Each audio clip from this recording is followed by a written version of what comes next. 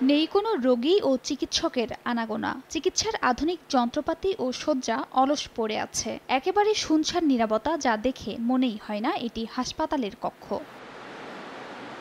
জয়পুরহাট ২৫০ শয্যা বিশিষ্ট জেনারেল হাসপাতালের ৪ তলায় ২০২২ সালের জানুয়ারিতে ১০ শয্যার একটি নতুন আইসিইউ ইউনিট চালুর সিদ্ধান্ত নেওয়া হয়। এরপর কেনা হয় চিকিৎসার সব আধুনিক যন্ত্রপাতি। তারপর ১৬ জন নার্সকে প্রশিক্ষণ দিয়ে প্রস্তুত করা হলেও অ্যানেস্থেশিয়া চিকিৎসক, ওয়ার্ড বয় ও আয়ার অভাবে এখনও তা চালু হয়নি। সব যন্ত্রপাতি থাকার পরও জরুরি এই ইউনিটটি মুমূর্ষু রোগীদের কোনো কাজেই আসছে না।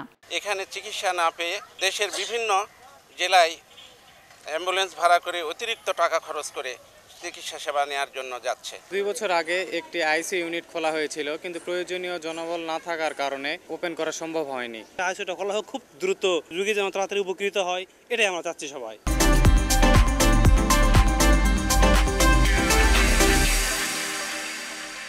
তবে এই ইউনিটটি দ্রুত চালুর জন্য সংশ্লিষ্ট মন্ত্রণালয়ে চিকিৎসক সহ জনবল চেয়ে লিখিত আবেদন করার কথা জানালেন হাসপাতাল কর্তৃপক্ষ।